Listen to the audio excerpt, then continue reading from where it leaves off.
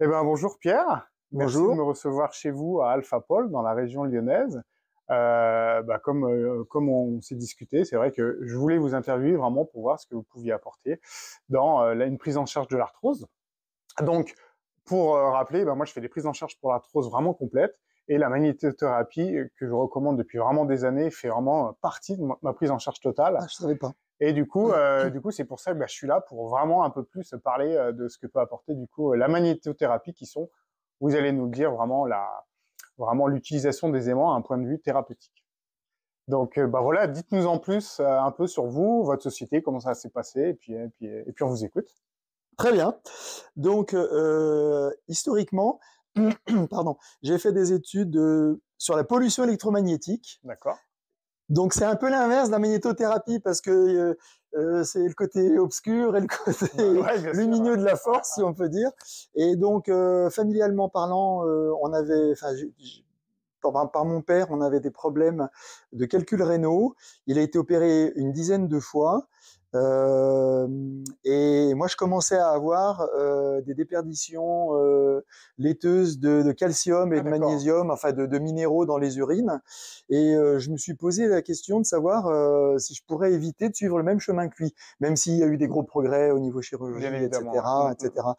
Et donc, en fait, mon cursus du coup de recherche m'a mené sur la bioélectronique de Vincent. Je ne sais D'accord. pas si c'est un sujet que vous connaissez ou Un tout petit pas. peu, Donc mais c'est sur l'eau en fait ouais, ouais, bien sûr. Ouais. et la composition de l'eau. Et donc la bioélectronique de Vincent, très rapidement, ces trois paramètres, pH, résistivité, redox. Redox, c'est oxydé ou réducteur. D'accord. Et donc quand on a une eau qui est polluée, elle n'est pas bonne pour la santé, ça tout le monde le sait. Par contre, ce que tout le monde ne sait pas, c'est que pour qu'une eau soit favorable à la santé, Mhm. il faut qu'elle soit le contraire d'oxydée, c'est-à-dire réductrice. Ouais, tout à Il fait. faut qu'elle ait une haute résistivité, c'est-à-dire qu'elle soit relativement pure. Et D'accord. là, les minéraux qui sont dans les eaux en bouteille ou dans les eaux du robinet sont très peu assimilables, Ouais, tout à d'où mes fait. urines laiteuses, d'où les calculs rénaux chez D'accord. certaines personnes.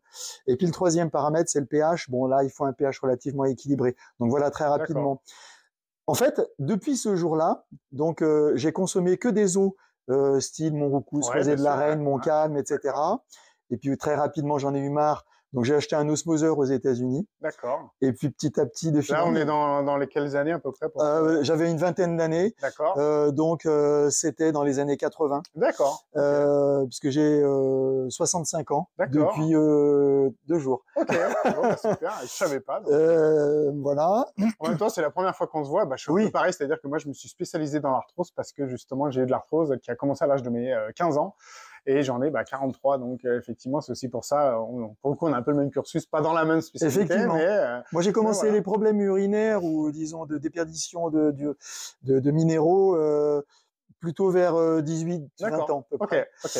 Et puis, de fil en aiguille, donc je suis devenu fabricant d'osmoseurs. D'accord. Et comme j'avais ma formation en pollution électromagnétique, par le professeur Santini, qui était un Lyonnais, je ne sais pas Ouais. si c'est beaucoup occupé des lignes à haute Ouais. tension, des Bien relais sûr. Ouais. téléphoniques, Ouais. Ouais. etc. Tout à fait. Et je suis tombé sur des publications scientifiques qui étaient rares, très rares à l'époque, sur la magnétisation de l'eau. Alors D'accord. magnétisation entre guillemets, c'est-à-dire le fait de passer l'eau dans un champ magnétique, soit de la passer, soit de la stocker dans un champ magnétique. D'accord. Ok. Et j'ai vu que ça avait aussi des Là-dessus. effets, Ouais. enfin, qui sont très larges, mais notamment sur les minéraux de l'eau et D'accord. l'assimilation des Ouais, minéraux, bien sûr. Ouais. l'hydratation des cellules, etc. D'accord. Et donc, je suis devenu également, en même D'accord. temps, fabricant de matériel de magnétothérapie. D'accord. Donc, j'ai laissé tomber le côté obscur de Ouais, la ouais, force, ouais, je vois ça, ouais. qui est malgré tout un paramètre très, très important dont il faut tenir compte. Et donc, voilà comment j'ai créé la société, en fait. D'accord. Bon, bah super. Voilà. Bravo, bravo, bravo. Et du coup, maintenant, vous pouvez nous dire un petit historique un peu de l'utilisation de la magnétothérapie et des aimants de manière générale, et après, d'un point de vue peut-être un peu plus spécifique à l'arthrose? Oui. Alors, la magnétothérapie, elle est très ancienne en fait. Pour ceux que ça intéresse, en fait, vraiment le foyer d'origine, c'est l'Inde antique. D'accord. Dans des documents en sanskrit, dans un document qui s'appelle Atharva Veda, où ils utilisent dans la médecine donc Oui. ayurvédique Ayurvédique, ouais. les aimants. Je crois que c'est par des pierres, non? C'est ça. Ça, Bah oui, à l'époque, il ouais, n'y avait ouais. pas d'aimants industriels ou fabriqués artificiellement. Donc, c'était des minéraux, en fait, des D'accord, minerais d'accord. qui étaient récupérés dans des mines. Ok, Ensuite, bon, c'est passé en Chine. d'accord, Les Chinois ont pas mal utilisé. Ensuite, c'est passé au Japon. Et dans le Japon moderne, en fait, c'est des très, d'accord. très gros utilisateurs. Ok, Il y a même une multinationale qui s'appelle Nikken, d'accord. qui est mondialement active. Elle fait de la vente en Europe et aux États-Unis principalement, enfin et au Japon, Ouais, tous oui, les pays un peu évidemment. développés. D'accord, Elle fait de la vente en fait par réunion, mais d'accord, c'est une multinationale. d'accord, ouais. Donc en fait, elle a contribué à faire connaître la magnétothérapie, mais je dirais, elle rentre pas dans le détail. D'accord. C'est vraiment, C'est la grosse industrie. c'est de la grosse D'accord. industrie, mais surtout sur l'utilisation, je veux dire. Ok, ok. Voilà. Donc, et puis, ce qui s'est passé aussi, c'est que en 1986, j'ai écrit un bouquin qui est toujours disponible, en fait, Ouais. qui est publié aux On pourra mettre les éditions. références d'ailleurs, hein, si, pour D'accord. ceux que ça intéresse. Donc, il a été publié aux éditions Grancher. Et ça a été un gros succès puisqu'il s'est vendu à 25 000 exemplaires jusqu'à aujourd'hui. D'accord.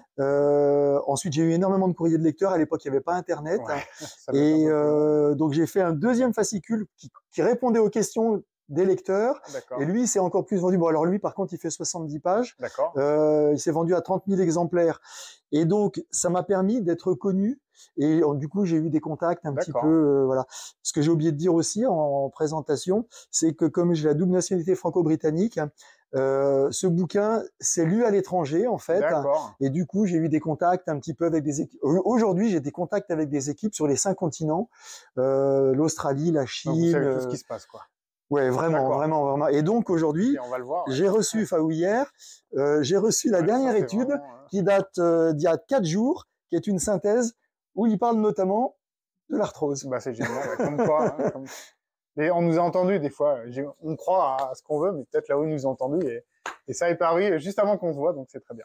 Elle est du, je sais plus, enfin de cette semaine en fait. Elle est 24 du mars, non, c'était pas marqué 24 mars, là. 13 mars. 13 mars, voilà. 13 mars de 13 publication. mars. Ok, bon, on allait venir aux preuves Donc, scientifiques, donc ça, c'est la première. Bien évidemment, tous les papiers sur lesquels on parle seront disponibles alors, sous la vidéo ou autour. je dirais que son intérêt, Ouais. c'est que j'avais commencé à préparer une bibliographie scientifique.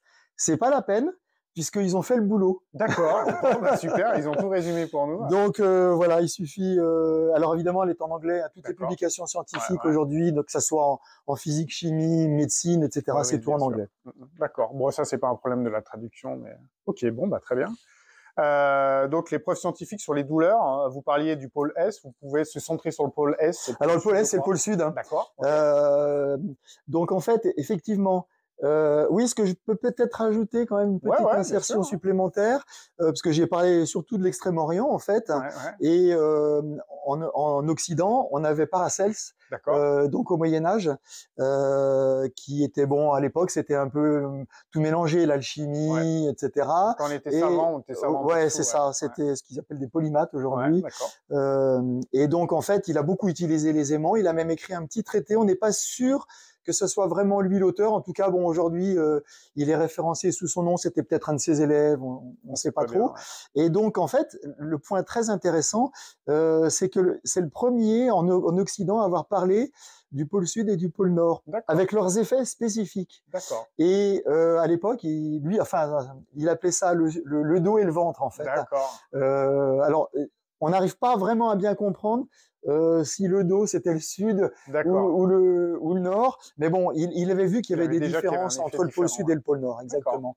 Alors pour ce qui vous intéresse plus précisément sur la magnétothérapie moderne, en fait, c'est que le pôle sud a des effets antalgiques et anti-inflammatoires, principalement, et le pôle nord a des effets décontracturants au niveau musculaire. C'est les deux principales familles d'effets pour les deux pôles respectifs. Donc ce qui est bien, c'est que dans les deux cas, en fait, pour l'arthrose, ça sera bénéfique pour un effet antalgique et un effet souvent, il y a beaucoup de gens, je me suis aperçu, et des patients que je suis qui ont un manque de circulation également. On sait très bien que le cartilage est très mal irrigué d'un point de vue nerveux, d'un point de vue même microcirculatoire. Donc le fait d'avoir ça, on aura la double utilisation. Donc ça, c'est bien, c'est vraiment bien. Alors, les effets vasodilatateurs ou vasoconstricteurs sont pas complètement certains, par contre. D'accord, ok. Donc, okay. Je pense qu'il faut surtout retenir l'effet antalgique et anti-inflammatoire. En revanche, parce que la magnétothérapie, elle a deux jambes, c'est la magnétisation de l'eau, des boissons. Et là, par contre, le fait de boire des eaux pures, style les marques que je vous ai citées, ou de l'eau osmosée, qui fabrique une eau qui est similaire à ces marques-là, va améliorer l'effet circulatoire, surtout si elle est magnétisée. Donc on n'a pas un effet direct avec les aimants au niveau circulatoire. Par contre, au niveau de l'eau, de la boisson de l'eau magnétisée, oui. D'accord, c'est vrai qu'on n'en a pas pris. C'est ma première interview, donc il y a des petits manques, mais pour magnétiser de l'eau, on prend l'aimant et on met une bouteille d'eau dessus. Alors il y a deux méthodes principales. Alors ce que j'ai pas dit dans l'historique, c'est plus tout à fait l'historique parce que là c'est le monde moderne. En fait, les pays de l'Est étaient très très en avance à l'époque du rideau de fer. Ils étaient très en avance et ils le sont restés d'ailleurs. Sur tout ce qui était utilisation des champs électromagnétiques dans tous les domaines, que ce soit militaire, santé, etc. Il y a le fameux exemple d'une ambassade américaine qui était bombardée d'ondes électromagnétiques pour faire tomber les diplomates malades. Là, on tombe sur la pollution électromagnétique qui était volontaire. Là, du smog, comme on dit. C'est ça. Voilà. Et donc, en fait, pour magnétiser l'eau de boisson, il y a deux méthodes principales. Il y a la méthode russe,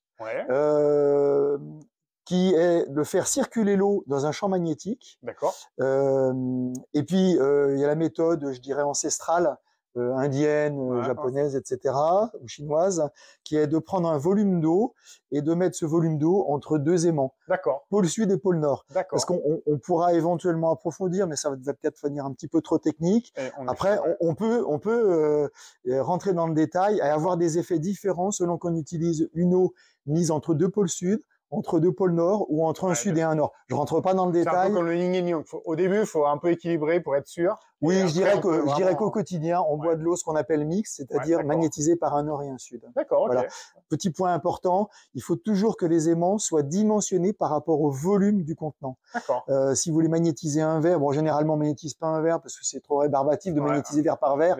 Donc, on magnétise des bouteilles, soit d'1,5 litre, soit de 5 litres ou 8 litres. Donc, c'est pas les mêmes aimants qu'on utilise sur une bouteille d'1,5 litre. Je suppose qu'il est plus gros, non? Voilà, exactement. D'accord. De toute façon, après, on fera un petit tour et puis on verra un peu la gamme un peu plus précisément et comme ça, on fait comme ça. Ok, très bien. Alors, on a marqué pour la prochaine question qui était, est-ce que c'est une solution pérenne, en fait, d'utiliser des aimants dans le cadre de bien-être général et un peu plus spécifiquement dans le cadre d'arthrose? Est-ce que les aimants, ils ont une durée de vie? Est-ce que, comment ça peut fonctionner? Alors, les aimants, sur une étagère, ils ont une durée de vie quasi infinie, ça perd 1%, quels que soient les matériaux. Grosso modo, ils perdent 1% tous les 10 ans. Donc en 100 ans, ils perdent 10% de leur puissance. Donc je dirais, on peut oublier ce paramètre. Après, il y a différents matériaux qui ont des caractéristiques différentes, notamment de puissance. Il y a des matériaux qui sont complètement inertes aux acides, à l'humidité, etc., mais qui sont moins puissants. Dans les domaines des douleurs, on les utilise moins. Notamment surtout... Il y a des gens qui ont une peau qui est très agressive, qui est très acide. Tout à fait, donc ça, c'est un paramètre. J'ai un ami qui y est d'ailleurs. Son vélo, il le rend acide au niveau de ses poignets. C'est complètement fou. Ça vient peut-être de l'alimentation. On y travaille. Ok. Et puis il y a un autre matériau. Donc ça s'appelle les céramiques ou les ferrites. Le matériau qui est inerte, entre guillemets. Les autres matériaux l'autre matériau principalement utilisé contre les douleurs, il permet une certaine miniaturisation des aimants, une concentration, parce que il est beaucoup plus puissant. Il est vraiment beaucoup plus puissant, et du coup, on peut le scotcher avec un sparadrap sur une articulation, et on peut se balader avec. Alors que si on prend d'autres aimants qui vont être beaucoup plus gros, ça va être compliqué de le garder. Les aimants que vous parlez, c'est, je suppose, les aimants néodymes. C'est ça. C'est la famille qu'on appelle néodyme ou terre rare. Terre rare, d'accord. Exactement. Et c'est vrai que les aimants, alors il y en a deux types chez Alpha Pole. Il y a ce qu'on appelle, vous me dites si je me trompe, des aimants libres. Donc on prend l'aimant et puis effectivement on le maintient sur le genou ou l'articulation qu'on a mal par un simple scotch, ou sinon vous avez une genouillère, une coudière qui a elle vraiment, son rôle principal, on est d'accord, n'est pas un vrai maintien, mais c'est simplement positionner les aimants au bon endroit. Voilà, c'est ça. C'est-à-dire que oui et non quand même, parce qu'il y a quand même un rôle de maintien qui peut être utile. Et puis il y a par exemple sur un genou, il y a des gens qui peuvent avoir une douleur à un endroit très précis, pas forcément dans le cas de l'arthrose. Hein, ça peut être une entorse, ça peut être de l'arthrite, ça peut être plein de choses en fait. Hein. Et donc il y a des cas où il faut multiplier le nombre d'aimants. Donc, je dirais que la genouillère, enfin, je parle de la genouillère, mais je pourrais parler de la coudière ou du collier cervical, enfin de n'importe quoi. Disons que ce qu'on appelle les textiles magnétiques, en fait, permettent de multiplier le nombre d'aimants sans avoir à mettre plein de sparadrap. Surtout quand on a des poils, ça doit pas être... Ça peut être, voilà, notamment aussi, mais ça peut être pratique. On veut se baigner, se doucher, on déscratch plutôt que de remettre à l'ancienne, parce que dans les années 80, il y a des publications scientifiques où on voit, ils avaient sur une cheville, par exemple, il y a une publication scientifique qui a été faite sur les entorses chez des sportifs professionnels. Ils mettent les aimants tout de suite, c'était dans un style INSEP, hein, ou comme ça. Ils mettaient les aimants tout de suite après la blessure, dans les 20 minutes. Ils avaient des résultats quasiment instantanés, donc en l'espace de quelques minutes, parce que la blessure venait d'être faite. Donc ça, c'est un principe aussi. C'est ça. Et donc là, il y avait facilement 40 ou 50 aimants. Mais c'était des aimants de 5 mm de diamètre. Aujourd'hui, c'est micropastilles, on appelle ça micropastilles parce qu'elles sont toutes petites. On les utilise sur les articulations des doigts ou des orteils, parce que c'est on peut dire qu'on adapte la taille à l'articulation. C'est comme pour l'eau en fait. Il faut adapter la dimension des aimants à la dimension de l'articulation. Soit à sa dimension, soit à sa profondeur, parce que le champ magnétique diminue avec l'inverse du carré de la distance, c'est-à-dire qu'en fait, il s'effondre avec la distance. Et donc, si l'articulation elle est profonde comme une hanche, si vous mettez un aimant qui est petit, même très puissant localement, au niveau de l'articulation, vous n'allez plus rien avoir du tout. Donc le champ, effectivement, va rester superficiel, il ne va pas atteindre la hanche. Et on arrive à avoir des aimants qui ont un rayon d'action au niveau le plus profond, c'est quasiment, je suppose, la hanche. Exactement. Donc là, par contre, on prend des aimants que nous, dans notre gamme, on appelle lingots, qui font 7 dimensions, 5 mm de diamètre. 5 cm. 5 cm de diamètre, pardon. C'est les micropastilles, tout à fait. Et là, bon, effectivement, on a une grosse déperdition. Mais quand à la base on a une source qui est très puissante, je dirais qu'on arrive au niveau de la cible biologique à avoir un champ résiduel qui est suffisamment important pour être efficace. Parce que même qu'il y ait de la peau, les tissus freinent peut-être un petit peu. Non. C'est tellement puissant. Non, je dirais que les seuls matériaux qui vont freiner la propagation des champs magnétiques ou des champs électromagnétiques, c'est les matériaux ferreux, fer, nickel, cobalt en fait. Hein. C'est les 3 matériaux qui font vraiment écran en fait. Hein. Tout le reste, que ça soit même du plomb. Et on parle souvent, c'est vrai que je suis spécialiste, de la prise en charge pour le genou où il y a des prothèses qui sont en titane. Là, il y aurait pas. Non. Déjà, il n'y a pas de contre-indication. Non. D'abord, c'est pas un matériau qui est ferromagnétique, hein, le titane. Et il doit être à la retraite maintenant. Il y avait un chirurgien orthopédiste dans la région de Bordeaux qui s'appelait le professeur Oringo, qui était à la fois magnétothérapeute et chirurgien orthopédiste. Intéressant. Hein. Alors, il est peut-être encore en activité, je sais pas, mais il faisait des publications dans des revues scientifiques dans les années 80-90. Et donc, il était bien placé pour savoir qu'il n'y a pas de contre-indication. Bon, après, peut-être les matériaux ont évolué, mais quoi qu'il arrive, je pense que... alors à l'époque, je ne sais pas si c'était du titane, mais déjà à l'époque... C'était de la céramique, mais ça a dû commencer par... Alors les céramiques, elles sont complètement... ça, y a aucun souci. Elles sont complètement... D'accord. Tout à fait. Ok. Bon, super. On avait aussi... Alors, tu prends les petites notes. Tu m'as demandé si c'était pérenne, en fait. Voilà. Vous aviez répondu que ça durait dans le temps. Alors, les aimants sont pérennes, mais l'effet, est-ce qu'il est pérenne? C'est vrai, c'est une bonne remarque. Parce qu'en fait, moi, je suis parti sur l'aimant, mais en réalité, je pense que le cœur de la question intéressante, c'est l'effet, est-ce qu'il est pérenne ou pas? Et donc là, en fait, je pense qu'il faut pas oublier d'aller à la racine du problème. On est d'accord. C'est-à-dire que, je prends un exemple tout bête.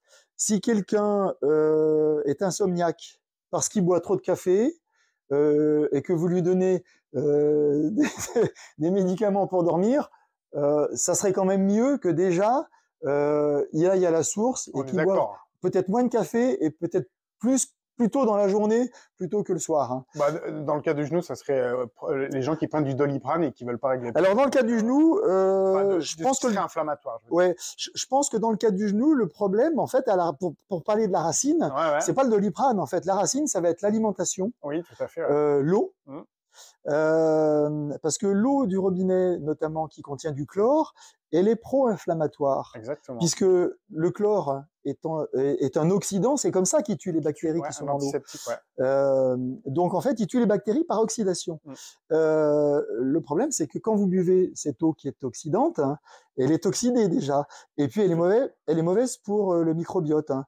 Donc je dirais déjà, il faut faire attention à l'alimentation, on est d'accord, à l'eau, à l'exercice physique pour stimuler la pompe des articulations avec les pas. On n'est pas obligé de faire le marathon, mais juste marcher ou courir.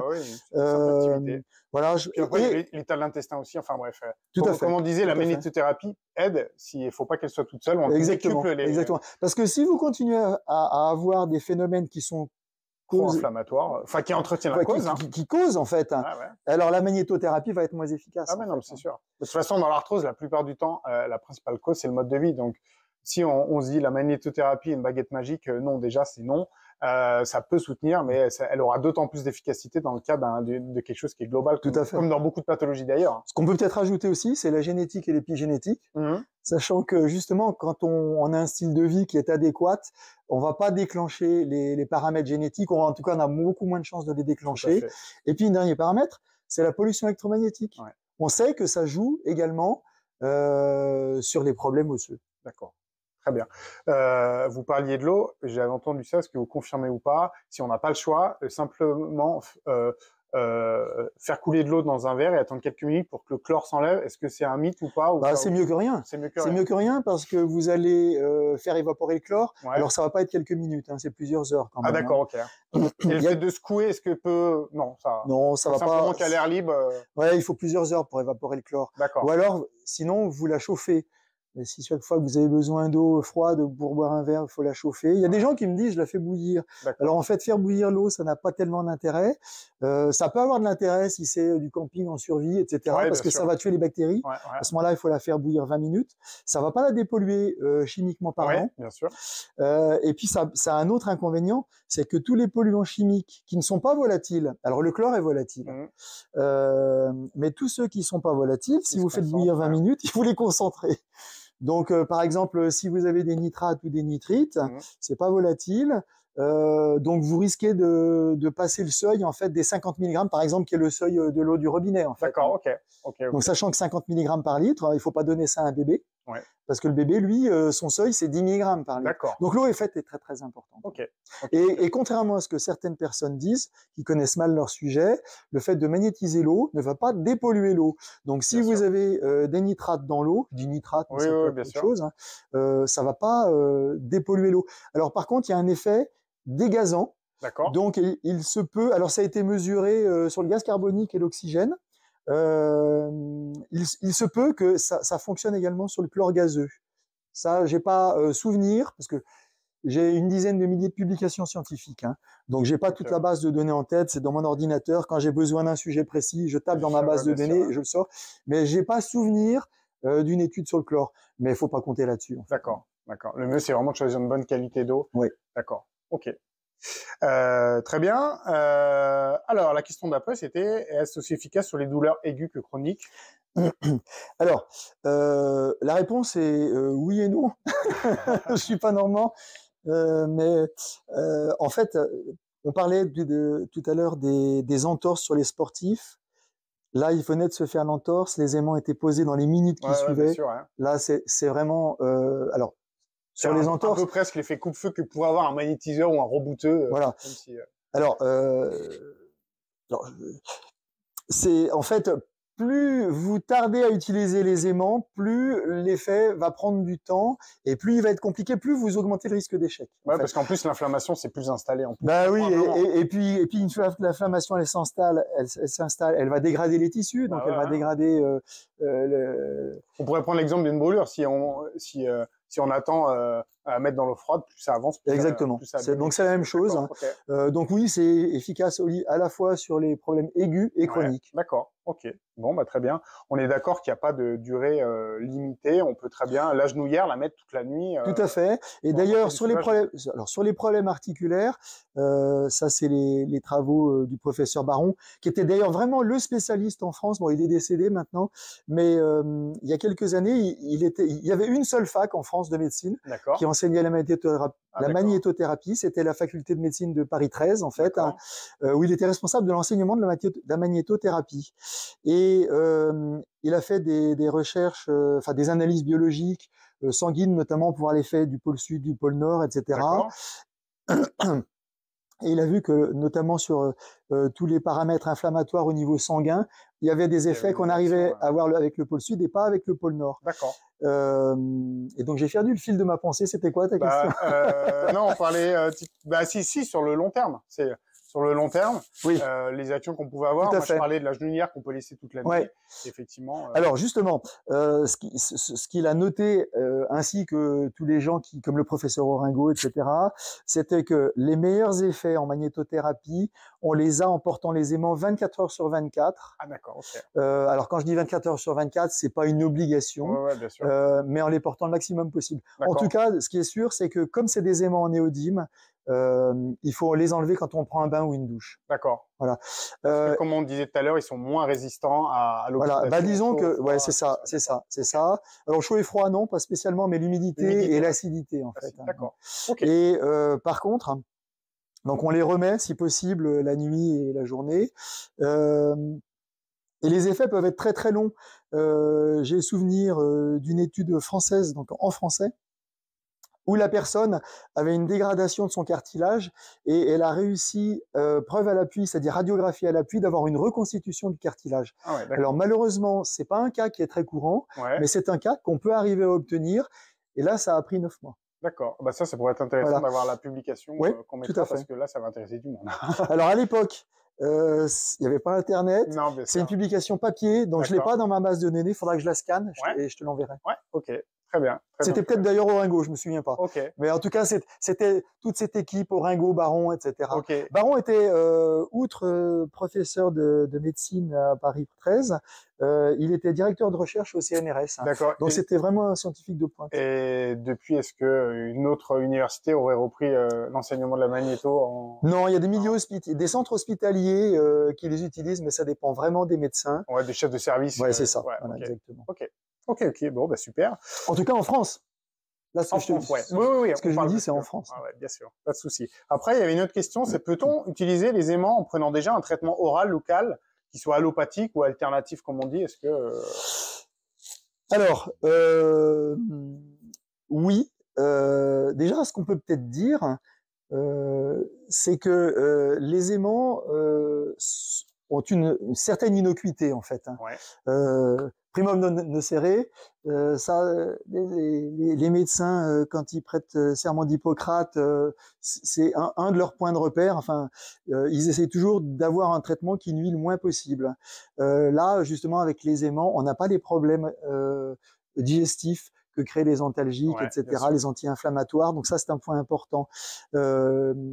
Alors aujourd'hui, il y a beaucoup de recherches qui sont faites parce qu'on vit dans un monde là, depuis l'origine de l'humanité, et même si on parle des dinosaures jusqu'à aujourd'hui, il n'y avait pas toute cette pollution électromagnétique qu'il y a avec les relais téléphoniques, la pollution électrique qu'il y a dans les fils qui courent le long des murs.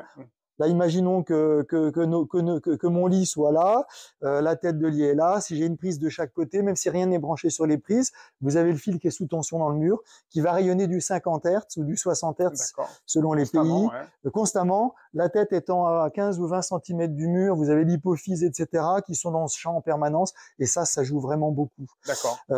Donc, alors ça, c'est des champs alternatifs. D'accord. Les aimants, c'est un champ permanent. Donc, fréquence 0 Hz. Hein. D'accord. Donc déjà, c'est un point important parce que on n'a pas de nocivité à ce niveau-là. Okay. On pourrait avoir un principe de précaution que moi j'avais déjà vu, c'est notamment sur la femme enceinte. On est d'accord? C'est ça. Et puis au niveau d'un pacemaker, mais il n'y a jamais eu. Exactement. Alors généralement, les gens disent pacemaker, en fait, c'est tous les appareils électroniques, ça peut être des pompes à insuline. Oui, aussi, ça peut être. C'est vrai que la pompe à insuline est moins commune en France, mais enfin, elle commence à un peu plus. Mais, okay. Mais enfin, tout ce qui est électronique, en fait, peut être perturbé. Voilà, j'ai même vu que, alors, ça a l'air d'être assez pointu. J'ai vu qu'il y avait des implants qui se font dans l'œil. Donc, enfin, toutes ces choses-là, faut peut-être faire attention. Les stents, il n'y a pas de problème. Ouais.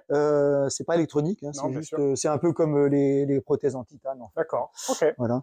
Bon, bah, très bien, très bien. Alors, après, on parlait donc de l'innocuité, de la magnétophorèse et magnétoponcture. Alors ça, c'est un peu... alors la magnétophorèse, c'est un truc un petit peu... c'est pas à la disposition du particulier, quoique...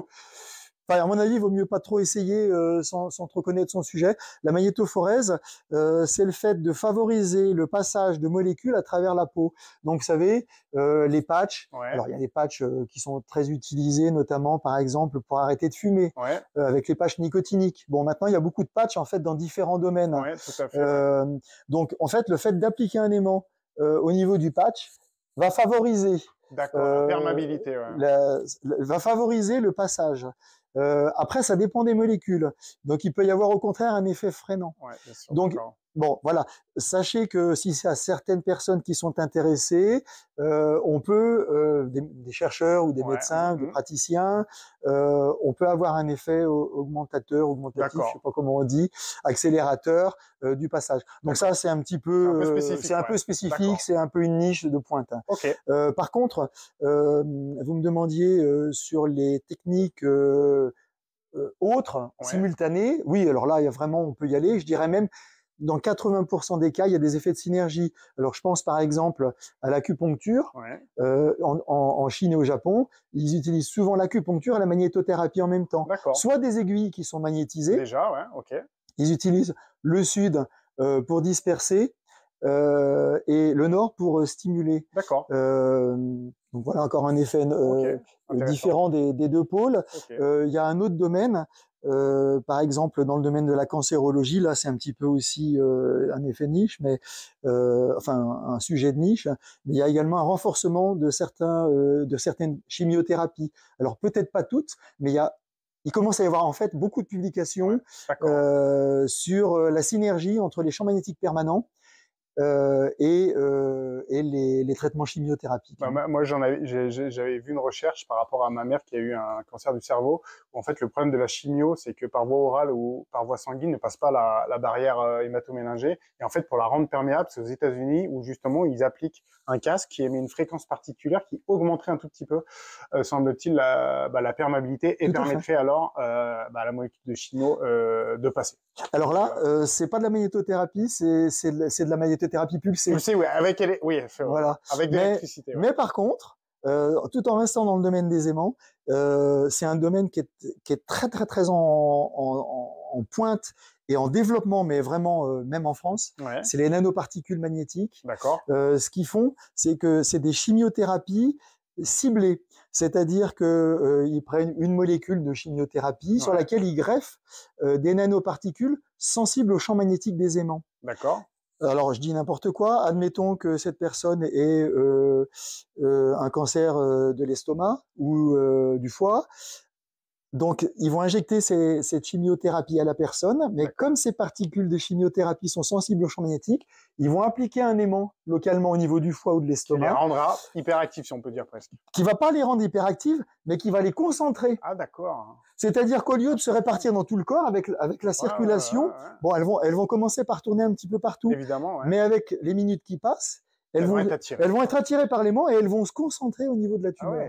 Donc ça, c'est pas à la disposition des particuliers non plus. Mais il y a quand même un autre domaine très intéressant. Qui est à la portée du particulier, c'est la synergie avec certains médicaments, soit naturels, soit allopathiques. C'est-à-dire que, par exemple, si vous prenez un verre d'eau magnétisé et que vous le buvez pour avaler votre comprimé, il va y avoir un effet synergique. Deuxième méthode, par exemple, si vous faites une infusion, alors là, il y a eu une publication scientifique relativement récente sur le thé vert. Je crois que c'était une publication japonaise, il me semble, qui est du thé vert. C'est intéressant, notamment pour tout ce qui est inflammatoire au niveau des articulations. Très riche en antioxydants. Ouais. Exactement. Ouais. Et donc, il y a un effet très très positif de la magnétisation de l'infusion du thé vert. La rendre plus efficace. De la rendre plus efficace, exactement. Donc les antioxydants dans le cadre d'une arthrose, c'est vrai que c'est des choses qui sont très bien. Alors, pourquoi cette solution est peu connue en France, notamment? Alors, il y a vraiment plusieurs raisons. Ouais. Il y a une raison historique avec Mesmer. D'accord. Bon, aujourd'hui, il y a un magnétiseur qui a repris le nom de Mesmer. Ouais. En fait, Mesmer, c'est un personnage historique. Je ne sais pas si vous connaissez. Non. Pas du tout. Donc, c'était un personnage autrichien, je crois, du XVIIIe siècle, qui utilisait, donc on appelait, il utilisait un truc qui s'appelait le baguette Mesmer, mais c'était un mélange d'aimant, de suggestions. Il utilisait donc tout un tas de choses. Il y avait, je crois même de la musique, etc. Donc il y avait tout un environnement qui était un environnement un peu, je dirais, qui était pas, voilà, ésotérico, peut-être, on peut dire, scientifique. Hein. D'accord. Alors, ceci dit, tout à l'heure, on parlait de... Alors, c'était beaucoup plus vieux, Paracels. Hein. Mais bon, le 18e n'était pas très, très, très loin du 15e ou du 16e siècle. Hein. Donc, bon, on était dans une période un peu transitoire. Mais quand même, je crois que c'était Louis XVI a fait nommer une commission d'enquête, parce que Mesmer a tourné dans toute l'Europe. En fait, il arrivait à guérir des gens, en fait, enfin, ou à soulager des gens, mais il utilisait à la fois les aimants. Donc, voilà. Et ça a laissé des traces jusqu'à aujourd'hui, en fait.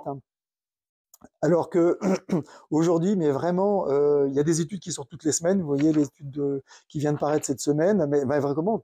Ouais, bien sûr. Toutes les semaines, il y a des études qui paraissent, mais dans des domaines très très variés, hein, que ça soit, je sais pas moi, les calculs rénaux, les orgelets, la chute des cheveux, la cancérologie, dans tous les domaines en fait.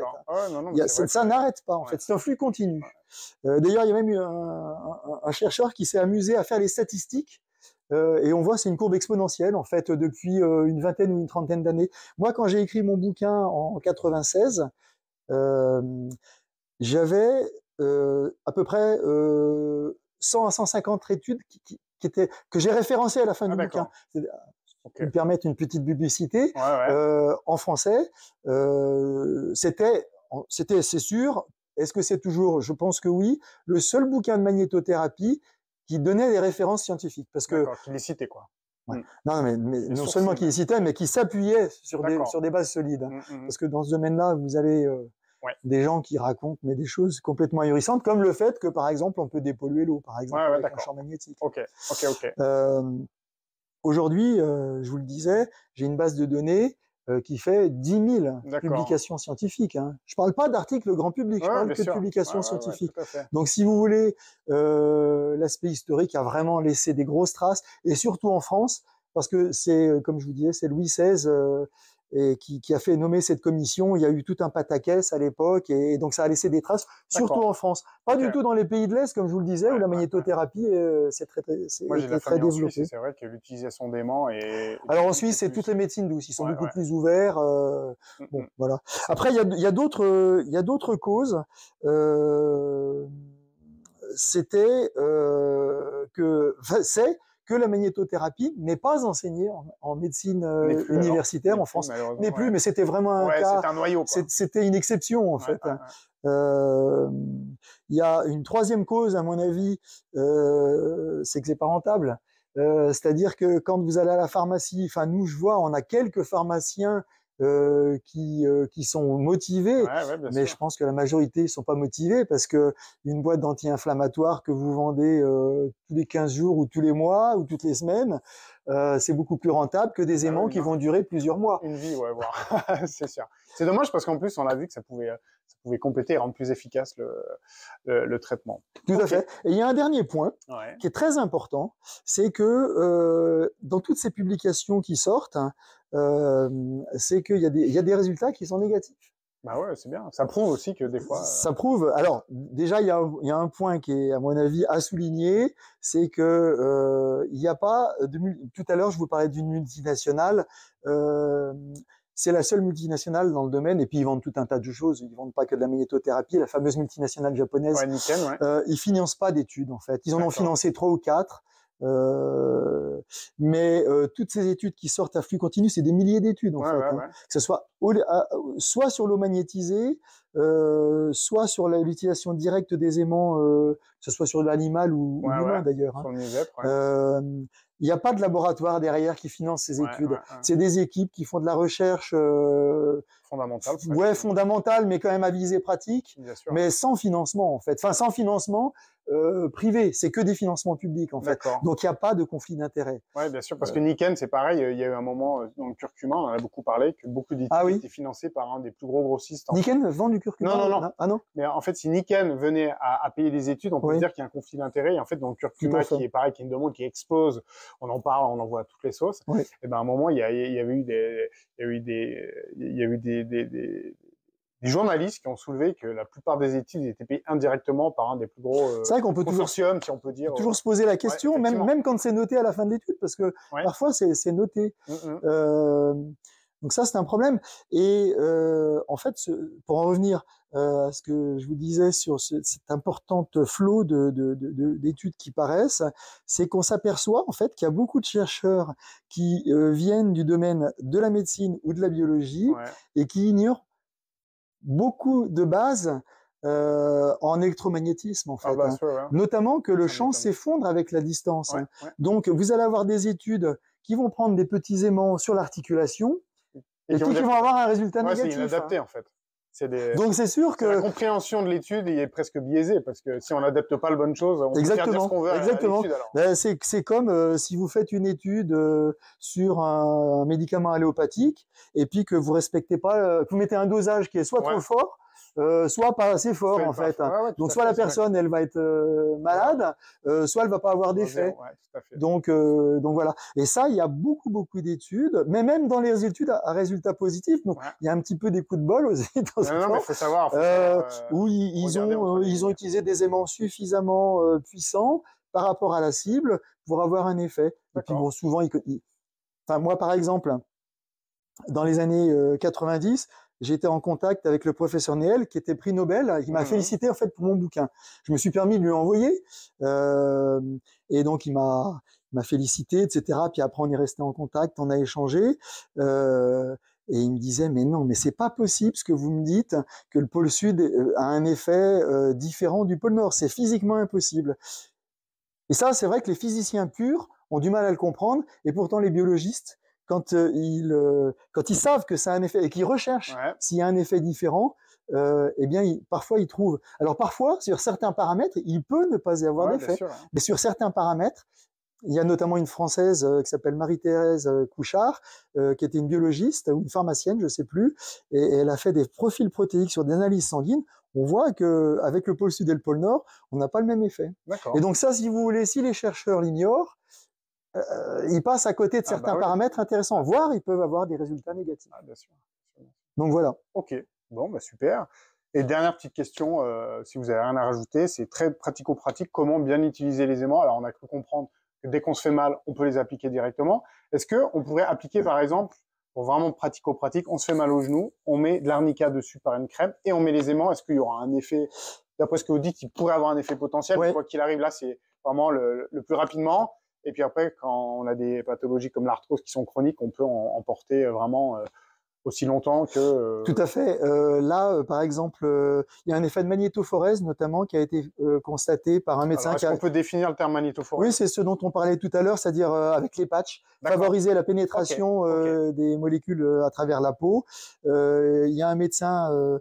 il y a 20 ou 25 ans de ça, qui m'avait signalé qu'il obtenait un effet de magnétophorèse avec des emplâtres d'argile, c'est-à-dire qu'il mettait de l'argile et par-dessus il rajoutait les aimants. D'accord. Il a pas publié parce que c'était un médecin c'était par expérience. C'était un généraliste de quartier, donc c'était pas un chercheur en fait.